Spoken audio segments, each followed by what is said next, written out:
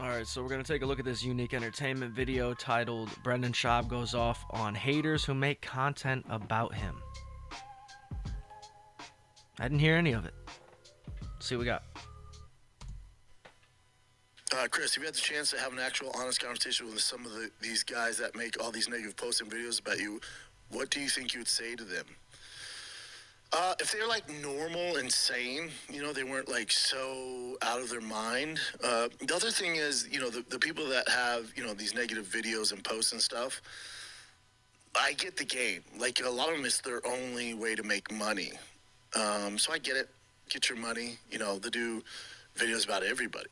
So I get all that. Well, good. I'm glad you understand, Brendan. I'm glad he understands.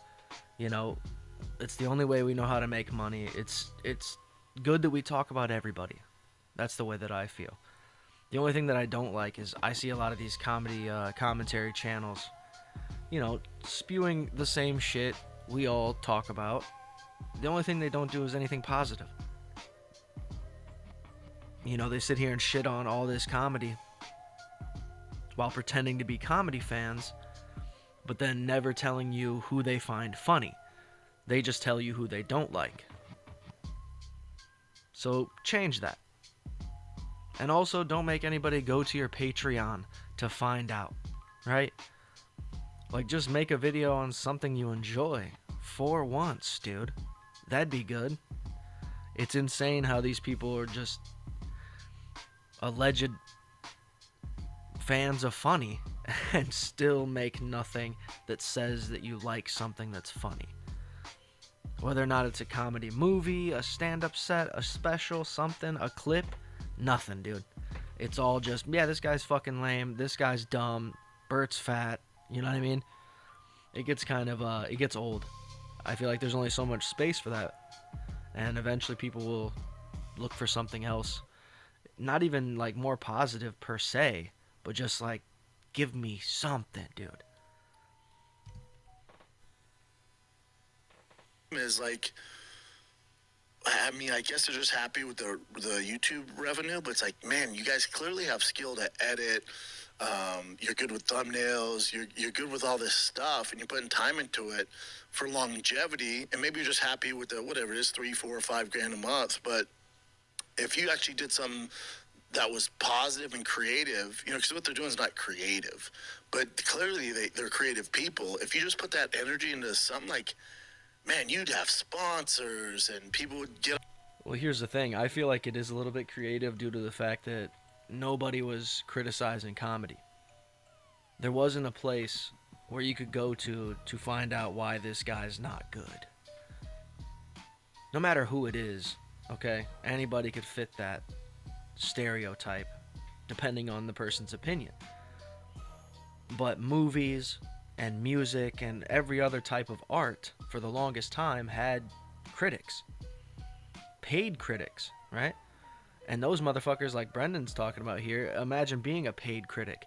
You'd be starting to get paid to talk about shit that you don't even like. Is that what you want to do? You want to sell your soul for some cash? So the creativity here comes from the whole fact that nobody was talking about comedy this way. And Red Bar started that, and everybody has to admit that he's the one that began shitting on comedy, specifically comedians and who they are as people. Like, oh, you're supposed to be this funny guy, but you're a miserable asshole instead? And then all we do is continue to find out that that's actually how it works. James Corden's a prime example, right? Supposed to be a funny dude, but he's a complete dick. Surprise! Ellen, prime example, okay? You're a comedian, but absolutely miserable to be around. And we like talking about comedy, dude. And the reason it works is because it's funnier than what you're doing. They're not going to sit through your hour-and-a-half podcast that you don't want to be at. They want to hear us break it down real quick and tell you how you're still dumb as you were the last episode. That's it, man. Get on board and collab, and people would want to work with you. So, but some of those people, that's just not their thing. They want to be negative, and that's all they want to do. So, it's just part of the game, man. It's what you sign up for. What can you do?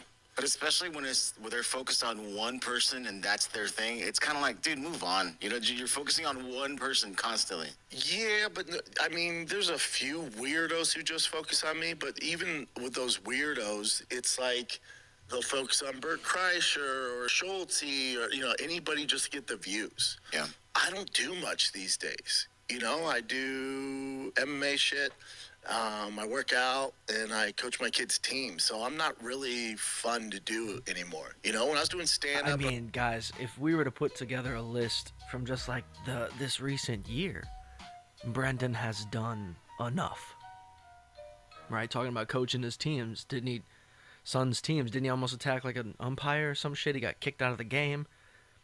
You don't do much, Brendan. You do a lot. Didn't you crash another truck? Like, what are we talking about? You moved to Austin? There's so much, always. If there wasn't anything, these motherfuckers would stop talking about you, bro. Plain and simple. Okay? Or they would just start making stuff up. Right? But nonetheless, go check out the Unique Entertainment channel. We love talking about Brendan over here. And we love when he mentions the haters be. Hit the like, hit the subscribe. We'll see ya.